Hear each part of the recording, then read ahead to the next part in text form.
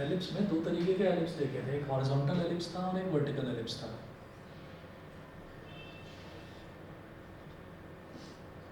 अच्छा, स्कूल का भी विंटर ब्रेक चल रहा होगा?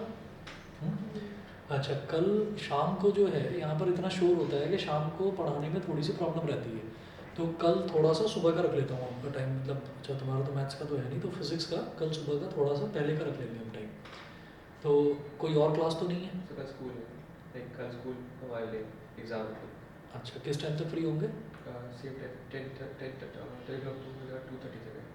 2:30 तक है, 3:30 तक आ जाओगे? हाँ 3:30 रख लूँगा क्लास। ठीक है, जैसे बस से उतरूँगा गेट पे।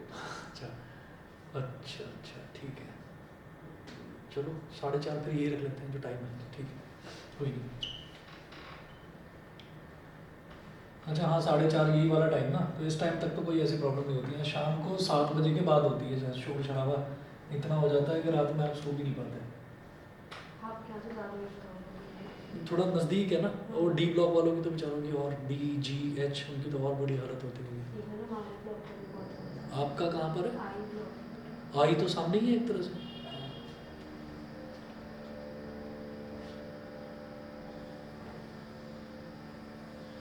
ये जैसे एलिप्स हमने देखा था, तो ये हॉरिजॉन्टल एलिप्स था। अब इसमें आप ये देखिएगा कि अगर इसको बीच में से ऐसे काट दिया जाए और इसको ऐसे खोल दिया जाए, मतलब ऐसे करना है,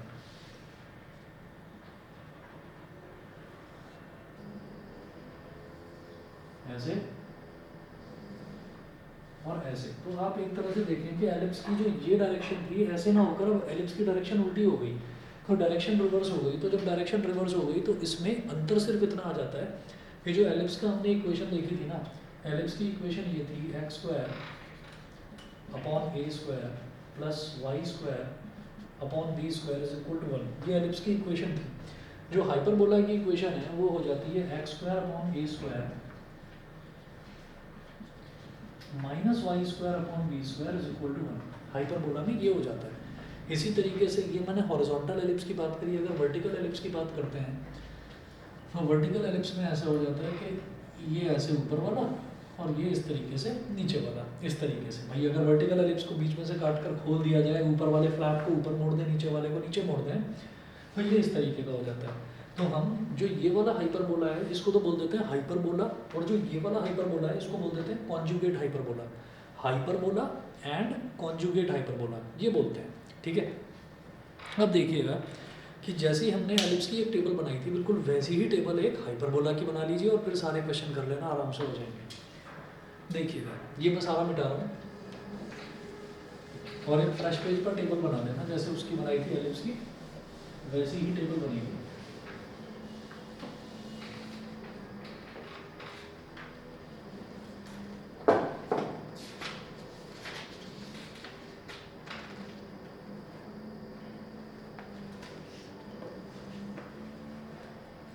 हम इसके सारे पैरामीटर्स लाइन से लिखते चले जाएंगे। Coordinates of the centre,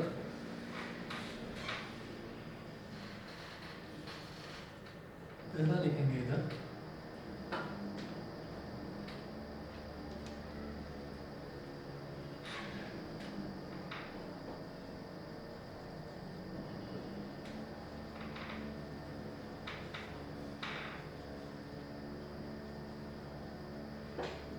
coordinates of the centre, दूसरा लिखेंगे कोऑर्डिनेट्स ऑफ द वर्टिसेस,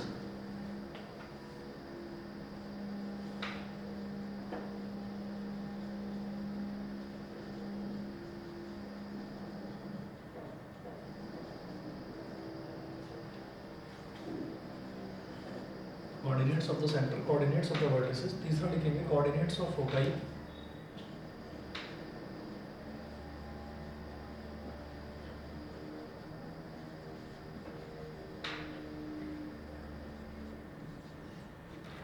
चौथा लिखेंगे length of the transverse axis,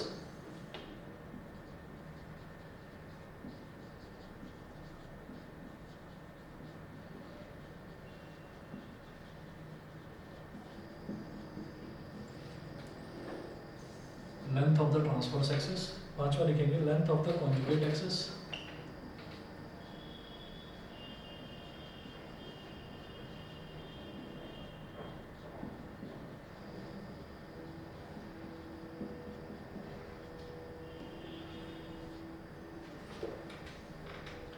equations of directrices, eccentricity,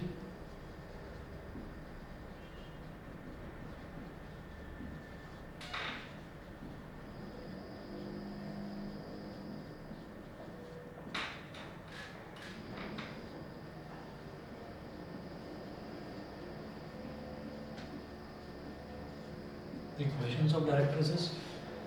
सातवां है इसेंट्रिसिटी। उसके बाद आठवां लिखेंगे लेंथ ऑफ लेटस रेक्टम। सातवें और आठवें में थोड़ा सा गैप दे देना, यहाँ ऐसे लिखना, थोड़ा सा गैप देकर length of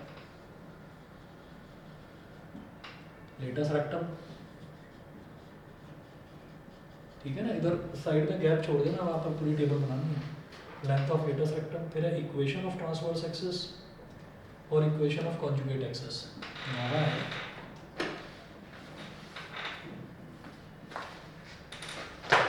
equation of transverse axis और 10वां है इक्वेशन ऑफ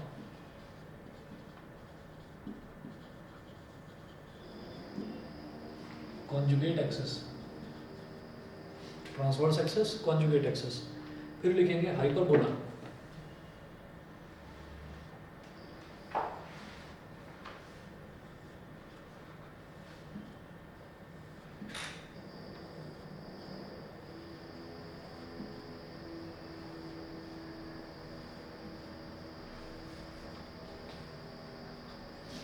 फिर यह लिखेंगे हाइपरबोला, ऐसे लिख लीजिए hyperbola.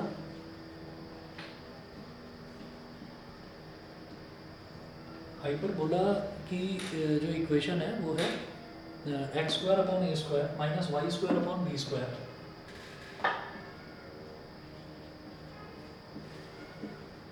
Minus y square upon b square is equal to 1। बिल्कुल सेम जैसे एलिप्स का होता है, बस क्या है कि यहाँ पर माइनस आ जाएगा। फिर उसके बाद जैसे वर्टिकल वाला एलिप्स था, ऐसे ही वर्टिकल वाले हाइपरबोला को हम कॉन्जुगेट हाइपरबोला बोल देते हैं।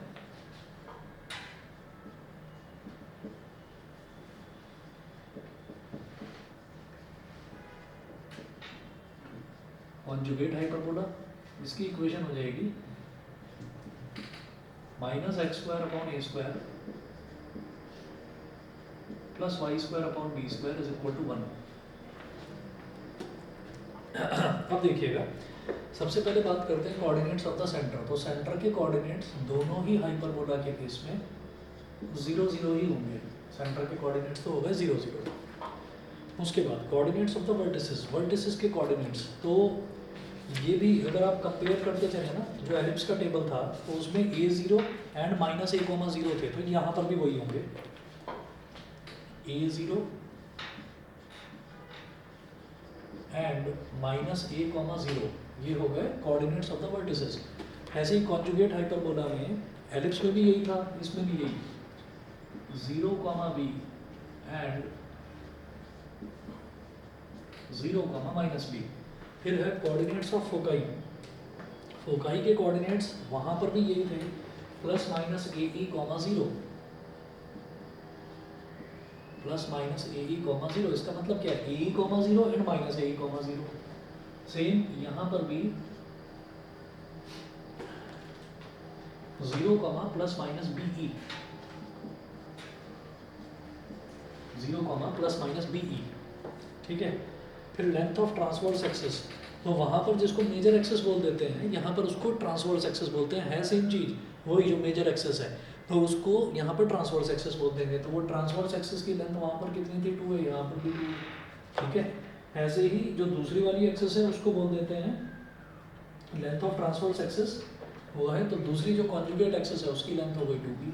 सेम यहाँ पर उसका उल्टा हो जाएगा, ये हो जाएगा 2b और ये नीचे वाला हो जाएगा 2a, 2a 2b 2b 2a। फिर इक्वेशन ऑफ डायरेक्ट्रिसेस, तो डायरेक्ट्रिसेस की जो इक्वेशन थी वो वहाँ पर भी यही थी, x is equal to a upon e and x is equal to minus a upon e. यहाँ पर भी same, x is equal to plus minus a upon e. Same यहाँ पर भी बिल्कुल वैसा ही, y is equal to plus minus b upon e. हाँ जी, अब जो ये इसेंट्रिसिटी है, इसेंट्रिसिटी में एक अंतर है, वहाँ पर था 1 minus b square upon a square, तो यहाँ आ जाएगा 1 plus b square upon a square, under root 1 plus b square upon a square. Eccentricity ये हो गया। और इसी तरीके से जब दूसरे वाले की कॉन्जुगेट हाइपरबोला की इसेंट्रिसिटी की बात करेंगे तो अंडर रूट 1 प्लस ए स्क्वायर अपॉन बी स्क्वायर, ये हो गया। लेंथ ऑफ लेटस रेक्टम जो वहाँ था वही यहाँ पर 2b स्क्वायर अपॉन ए,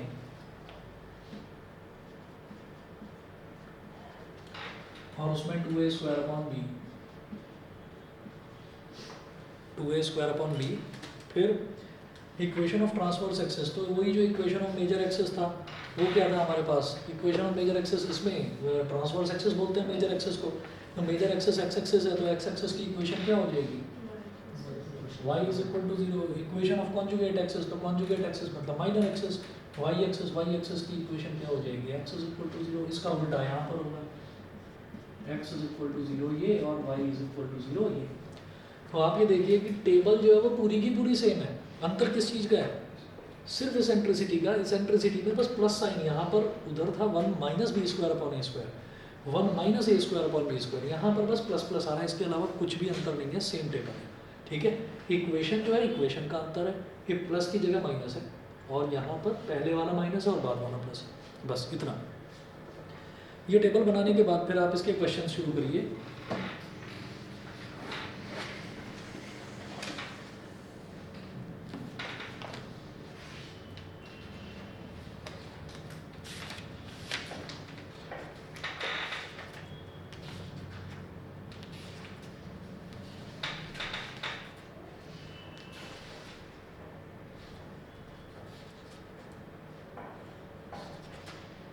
हाँ जी, ये यहाँ पर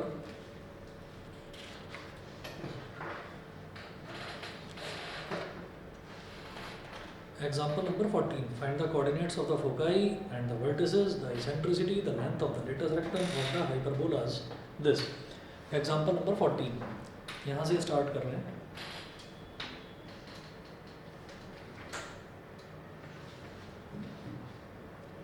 ये बता दो, पूरी टेबल बना ली हो तो बना ली हुई, ऑनलाइन वाले बताएं,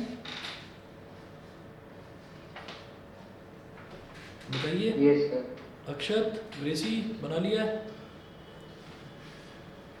सर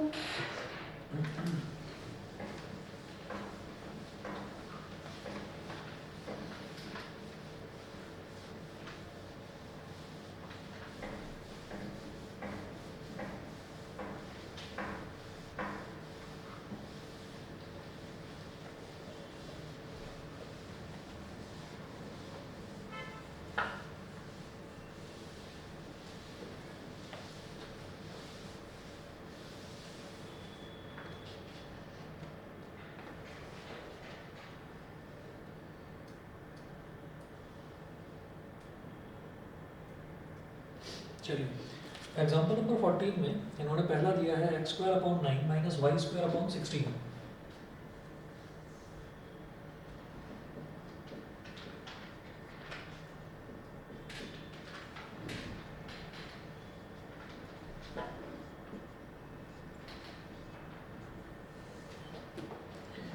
इज इक्वल टू 1, ठीक है। तो यहाँ से मुझे समझ में आ गया कि राइट हैंड साइड पे तो 1 है, और एक्स स्क्वायर अपॉन वाला टर्म, वाई स्क्वायर वाला टर्म, एक्स स्क्वायर वाला टर्म, वाई स्क्वायर वाला टर्म, इसमें वाई स्क्वायर वाला नेगेटिव टर्म है, तो इसका मतलब ये हाइपरबोला है, कॉन्जुगेट हाइपरबोला नहीं है। पहले वाला जो कॉलम है वो देखना है फिर मुझे। तो हम ये कहेंगे here a is equal to 3, क्योंकि x square upon a square होता है, तो ए स्क्वायर 9 है, मतलब ए की value 3, and b is equal to 4। वो बोल रहे हैं कोऑर्डिनेट्स बताने हैं आपको फोकाई के, तो फोकस बताने से पहले मुझे क्या चाहिए होता है, मुझे इसेंट्रिसिटी चाहिए होता है, क्योंकि फोकस के कोऑर्डिनेट्स जो हैं वो ए ई कोमा 0 होते हैं, ठीक है। तो इसेंट्रिसिटी निकालूंगा, e is equal to 1 plus b square upon a square का under root, is equal to 1 plus 4 का स्क्वायर अपॉन 3 का स्क्वायर। तो 1 प्लस 16 अपॉन 9, तो 9 + 16 अपॉन 9 का अंडर रूट, तो 9 + 16 कितना हो गया 25 अपॉन 9 का अंडर रूट, तो 25 का रूट कितना हो गया 5 और 9 का रूट हो गया 3। तो इसेंट्रिसिटी आ गई 5/3। जब इसेंट्रिसिटी आ गई 5/3,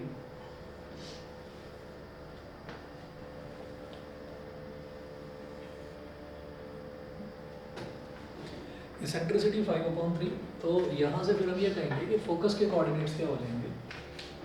देयरफॉर फोकाई ये होता है plus minus AE plus minus AE, 0, तो प्लस माइनस A कितना है 3 इंटू 5/3, 0, 3 से 3 कट गया, तो प्लस माइनस 5, 0। ये फोकाई के कोऑर्डिनेट्स हो गए। उसके बाद वो क्या पूछ रहे हैं आपसे कि वर्टिसेस आपको बतानी है। तो वर्टिसेस क्या होती हैं, A, 0 है minus A, 0।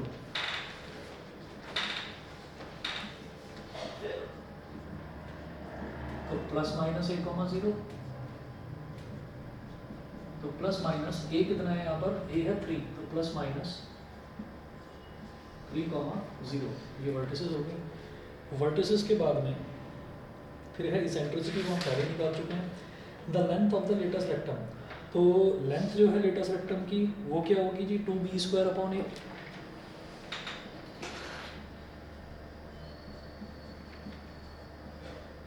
Length of latus rectum LR is equal to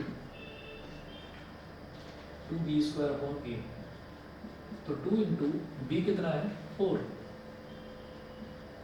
तो 4 का स्क्वायर और अपॉन a कितना है 3। 4 का स्क्वायर हो गया 16, 16 2 ज़ा 32/3 यूनिट्स, 32/3 यूनिट्स। ये हो गया लेंथ ऑफ लेटस रेक्टम। अच्छा, उसके बाद देखिएगा सेकंड पार्ट है y² - 16x² is equal to 16।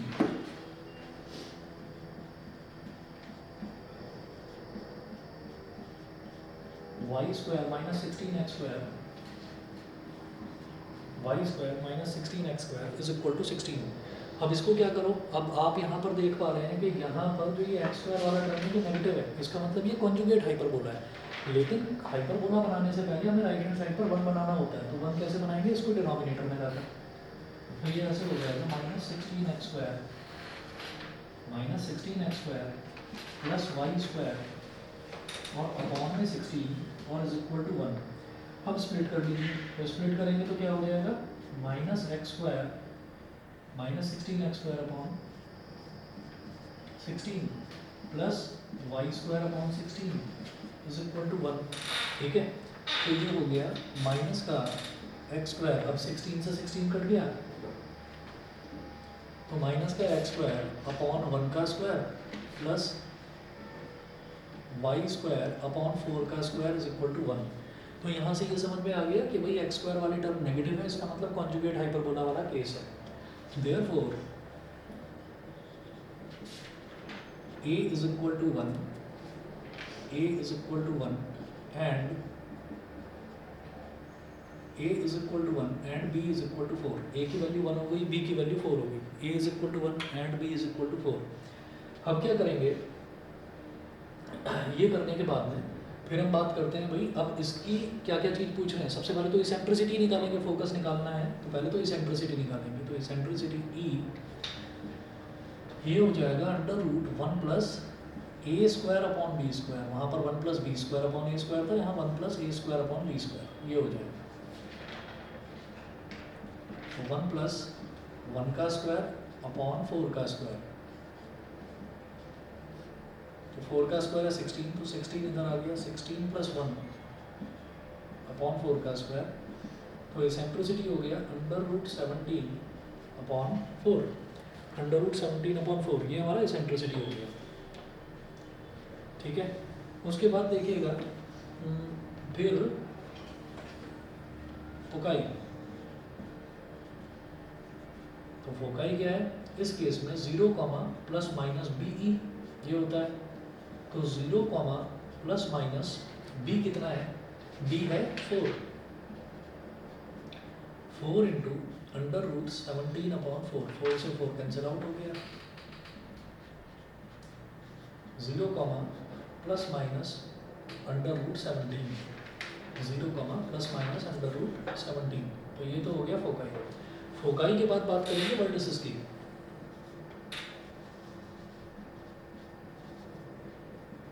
Vertices की, अब जो वर्टिसेस हैं वो इसके क्या होते हैं, वो जैसे पहले वाला था जो नॉर्मल हाइपरबोला था उसके वर्टिसेस क्या थे, प्लस माइनस a कॉमा 0, और इसके वर्टिसेस क्या होंगे 0 comma plus minus b, 0 comma plus minus b। तो ये क्या हो गया 0 कॉमा प्लस माइनस 4। ठीक है, उसके बाद ये वर्टिसेस हो गए और आपका फोकाई हो गया, एसेंट्रिसिटी हो गया, फिर length of latus rectum.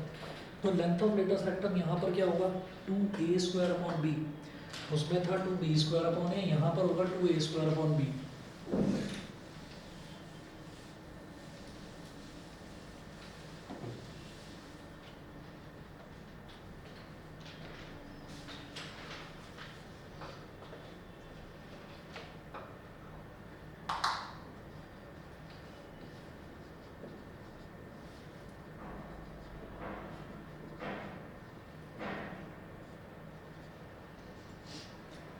To a square upon b, तो 2 इंटू 1 का स्क्वायर अपॉन 4, तो 2 से कट गया, 2 2 ज़ा 4, ये आ गया 1/2।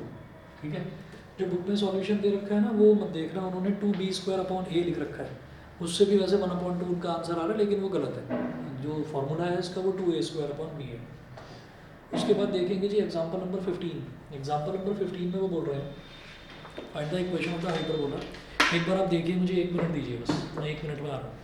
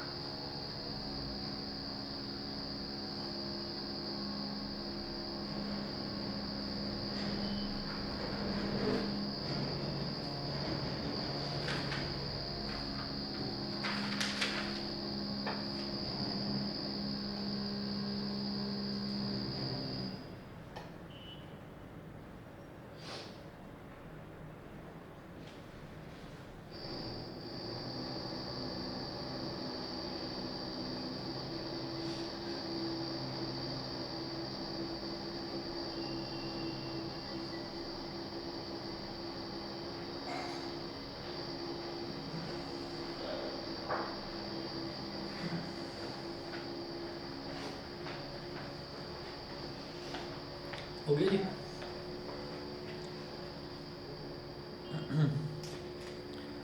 बताइए, ये वाला करवाने की ज़रूरत है, कर लेंगे। हो गया। ऑनलाइन वाले बताएं भाई, हो जाएगा। अगला जो एग्जांपल है 15। Yes. अक्षत, वंश बताओ, हो जाएगा। Yes sir. चलिए ठीक है। एग्जांपल नंबर 16 देख लीजिए। 16 में find the equation of the hyperbola where foci are 0, ±12। तो फोकाई दे रखा है 0, ±12। एग्जांपल नंबर 16 की बात कर रहा हूँ।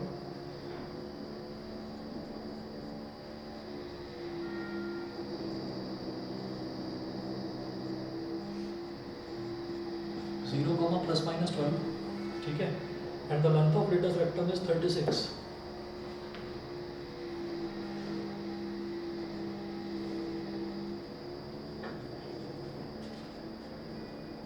Length of latus rectum is 36।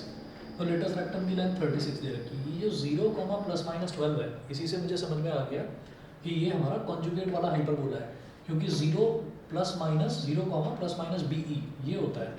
तो clearly it is a conjugate, clearly it is a conjugate hyperbola.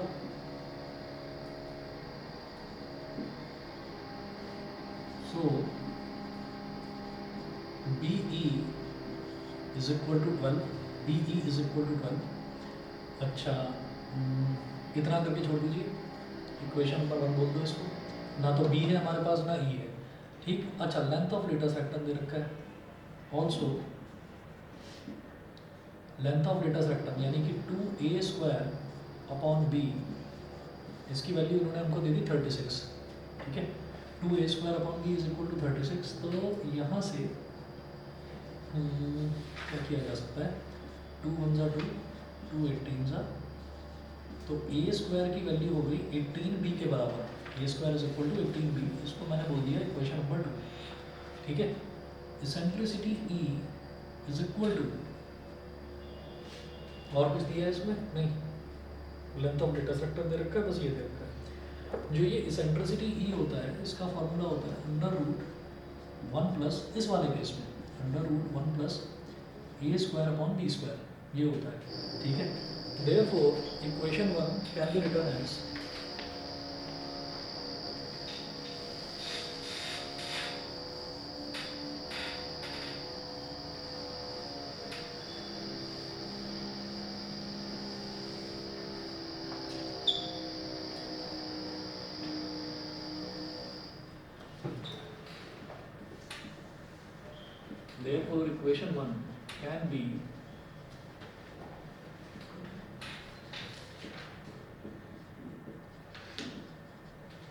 therefore equation 1 can be written as BE is equal to 12, BE is equal to 12, B को तो B ही रहने दो, ठीक है। और जो E है वो हो गया √1+ a² b² is equal to 12। आप ये करिए स्क्वायरिंग बोथ साइड्स,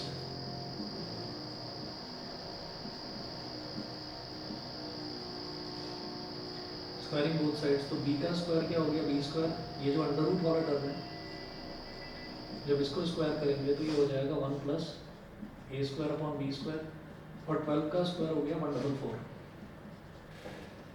तो यहाँ से b² को तो b² ही रहने दो, और 1+ a² की जगह मैं क्या रख सकता हूँ, 18b, यहाँ पर रख दिया 18b b² is equal to 144, ठीक है। एक b से एक b कैंसिल आउट हो गया। अब अगर इसको अंदर मल्टीप्लाई करेंगे, ये हो गया b², और जब इसको मल्टीप्लाई करेंगे तो b² × 18b, b से b कट जाएगा, तो प्लस 18b, और 144 उधर है, उसको इधर ले आइए, -144 इज इक्वल टू 0। यहाँ तक क्लियर, ठीक है। तो b की वैल्यू आ जाएगी इस तरह से, क्वाड्रेटिक इक्वेशन बना लेंगे। और 144 कैसे बन सकता है, तो 16 9 होता है 144, एक 12 का होता है और 24 6 और 24 में से 6 को सब्ट्रैक्ट करेंगे तो 18 आ जाएगा। ठीक, तो ऐसे लिख देंगे b square plus 24b minus 6b minus 122 is equal to 0। ये हो गया। अब पहला और दूसरा जो टर्म है इसमें से b ले लिया कॉमन, तो यहाँ बचा b प्लस 24। ये जो दोनों टर्म्स हैं इनमें से ले लिया माइनस 6 कॉमन, तो b plus 24 is equal to 0। तो b plus 24 into b minus 6 is equal to 0, ये आ गया। अब आप ये देखिएगा कि b की वैल्यू या तो माइनस 24 होगी और या फिर b की वैल्यू 6 होगी। ठीक है, तो हम नेगेटिव वाली तो लेंगे नहीं, हमें पॉजिटिव वाली लेंगे, तो हमने b की वैल्यू 6 ले ली। यहाँ तक समझ में आ गया? b की वैल्यू 6 आ गई। अब जब b की वैल्यू 6 आ गई तो फिर मैं a की वैल्यू निकाल सकता हूँ। a square is equal to 18b।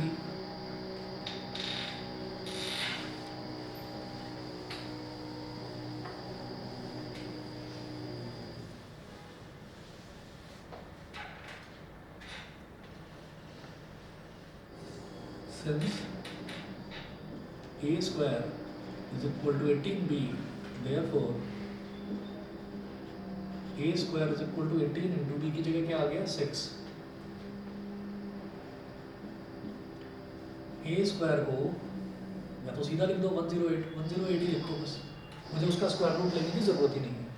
तो हम ये कहेंगे, हमें ये मालूम चल गया था कि ये कॉन्जुगेट हाइपरबोला है, तो हम ये कहेंगे सो equation of this conjugate hyperbola, so equation of this conjugate hyperbola will be minus x square upon a square plus y square upon b square is equal to 1। तो minus x square upon 108 plus y square upon b square कितना हो जाएगा 36, 6 का square 36 is equal to 1।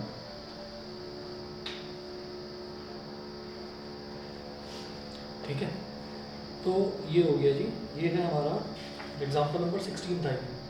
तो वही इन्होंने करा है minus x square upon 108 plus y square upon 36 is equal to 1। फिर उसको उन्होंने थोड़ा सा सिंप्लीफाई कर दिया कि भाई अगर आप 36 और 108 का एलसीएम लेकर वैसे करना चाहो तो वैसे कर लो, इतना भी ठीक है, चलेगा। ऐसे ही आप ये देखिए एग्जाम्पल नंबर एक्सरसाइज 11.4 जो है, एक्सरसाइज 11.4 में जो शुरुआत के क्वेश्चन हैं, क्वेश्चन नंबर 1 से लेकर 6 तक, ये मैं छोड़ रहा हूँ, अपने आप ट्राई कर लेना, हो जाएंगे बहुत आसानी से।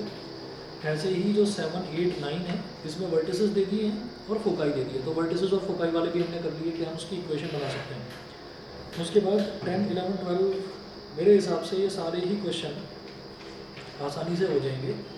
क्वेश्चन नंबर अगर कहें तो मैं क्वेश्चन नंबर 15 आपको करा देता हूँ। क्वेश्चन नंबर 15 देख लीजिए बस इसका, बाकी सारे क्वेश्चन जो हैं वो मुश्किल नहीं है, वो हो जाएंगे आसान से। देखिए जैसे क्वेश्चन नंबर 15 है, एक्सरसाइज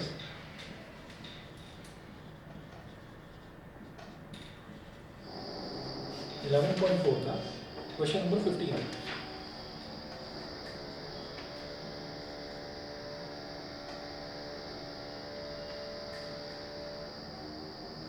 क्वेश्चन 15, तो 15 में क्या है, फोकाई है 0, plus minus under root 10।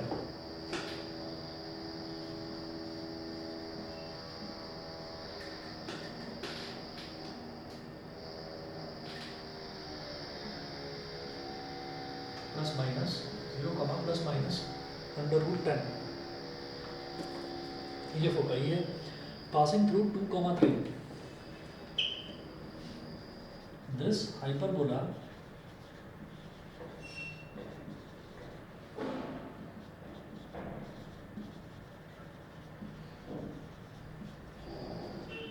is passing through 2, 3. This hyperbola is passing through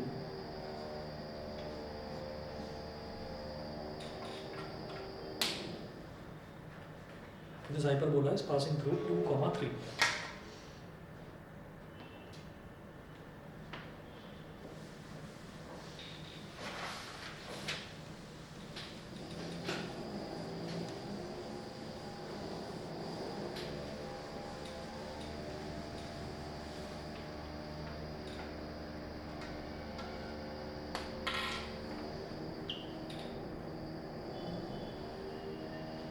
This hyperbola is passing through 2, 3. अब जैसे ये फोकाई है 0, प्लस माइनस अंडर रूट 10, तो हम ये कहेंगे the foci of this hyperbola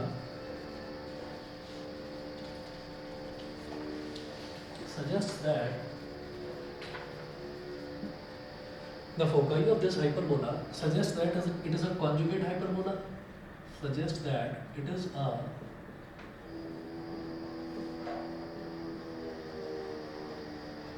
conjugate hyperbola. भाई कॉन्जुगेट हाइपरबोला का जो फोकाई है वही तो होता है 0, प्लस माइनस बीई, है ना. तो पहला वाला जो कोऑर्डिनेट है वो 0 होता है और दूसरा वाला कोऑर्डिनेट क्या रखा होता है उसमें जो उसका फोकस होता है.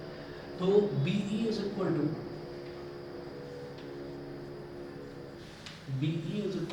Under root 10. ये हो गया BE is equal to under root 10. अच्छा, अब ये हाइपरबोला 2, 3 से पास हो गए, तो पहली चीज़ तो ये पता चल गया कि ये कॉन्जुगेट हाइपरबोला है. इसको मैंने इक्वेशन नंबर 1 बोल दिया. So equation of the conjugate hyperbola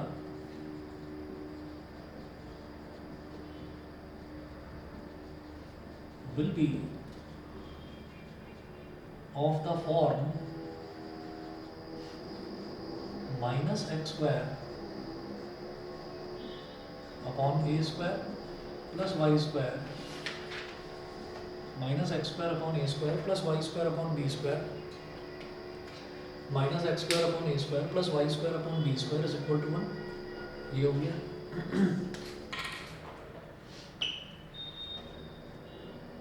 तो माइनस x कितना है यहाँ पर, सिंस इट passes through 2, 3.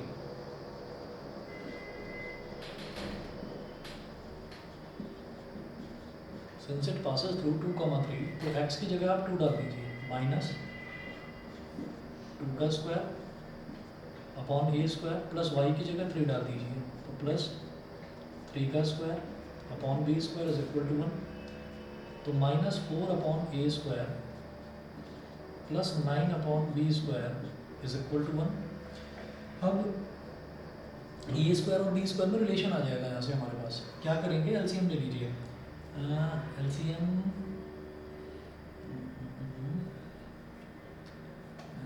ले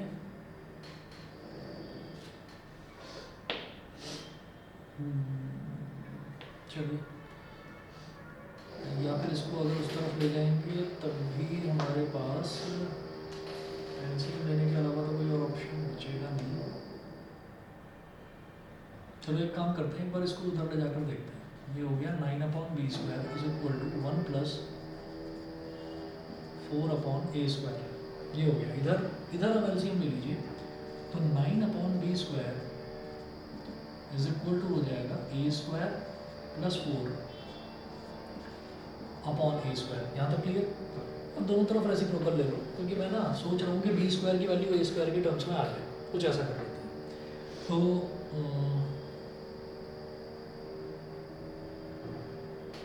ठीक है, रेसिप्रोकल ले लीजिए. B square upon 9 is equal to a square upon a square plus 4. अब 9 को उधर ले जाइए तो बी स्क्वायर की वैल्यू हो जाएगी 9 a square upon a square plus 4.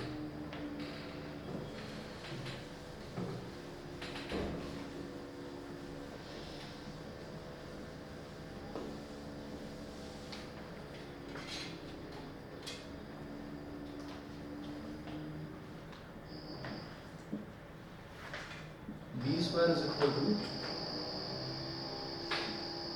9a square upon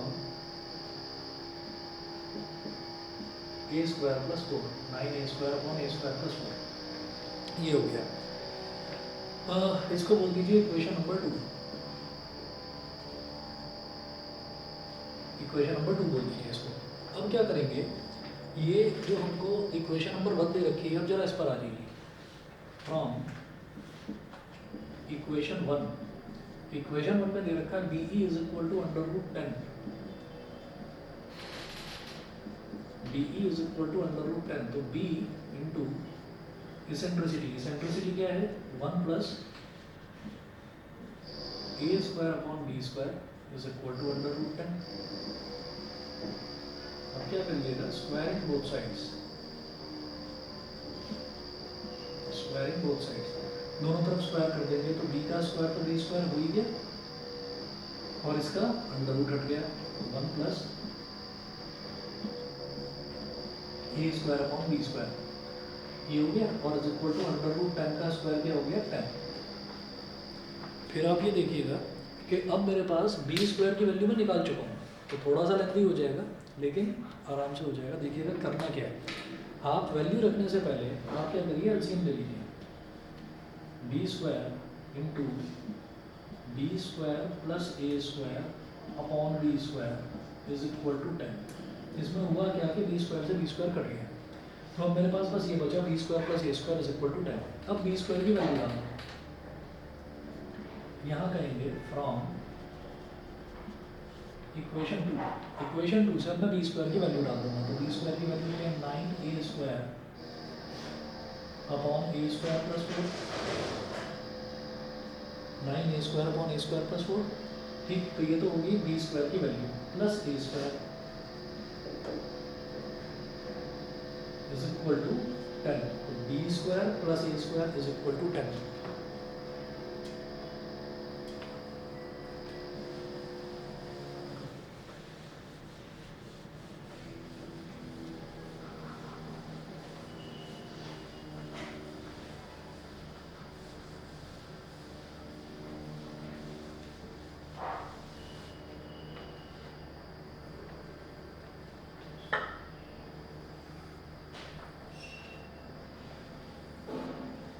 ठीक है, अब एलसीएम लीजिए, तो जब एलसीएम लेंगे तो 9a स्क्वायर प्लस ये इधर मल्टीप्लाई हो जाएगा, तो प्लस का a square into a square plus 4 upon a square plus 4 is equal to 10। 9a square plus a square into a square को देखो, a स्क्वायर का स्क्वायर प्लस 4a स्क्वायर और फिर इधर a स्क्वायर प्लस 4 को इधर ले आओ, तो 10 इंटू a स्क्वायर प्लस 4। अब क्या करेंगे, let a square is equal to t, a square को t मान लो, तो ये मेरे पास हो गया 9t प्लस t का square plus 4t is equal to 10 into a square मतलब 10t और प्लस 40, ये हो गया। अब t स्क्वायर इस तरफ 9t plus 4t is 13t, इस 10t को इधर ले आओ माइनस 10t और प्लस 40 को इधर ले आओ तो माइनस 40 इज इक्वल टू 0। तो t square plus 3t minus 40 is equal to 0। ठीक है, अब जरा बताइए इसकी मिड टर्म स्प्लिटिंग कैसे करूँ।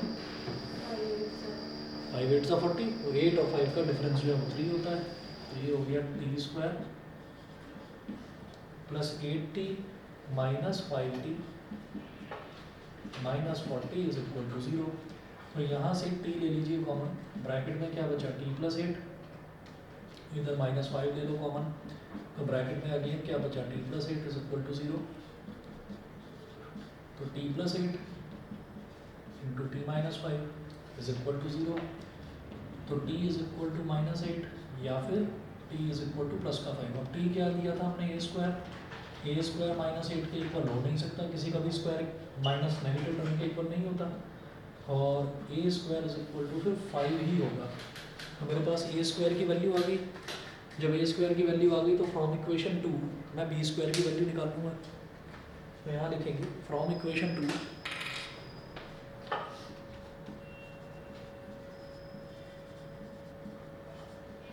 From equation 2 b square is equal to 9a square upon a square plus 4.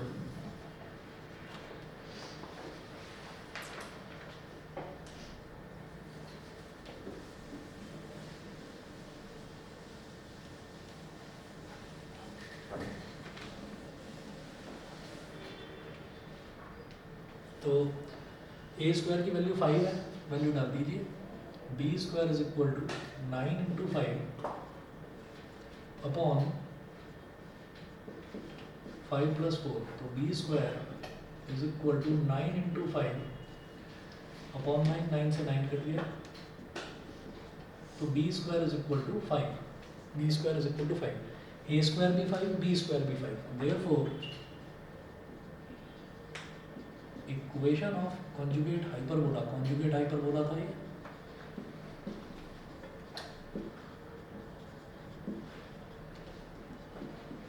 Is minus x square upon a square की जगह पर भी 5 plus y square upon b square की जगह पर भी 5 इज इक्वल टू 1, या तो ये कह दो या 5 को उधर ले जाओ, minus x square plus y square is equal to 5, ये हो गया, ठीक है।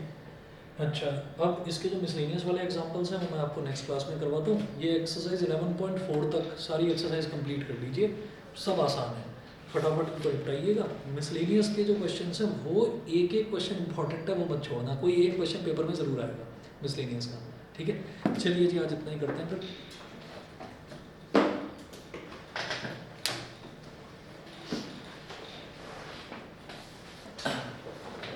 Thank you Thank you, sir. sir.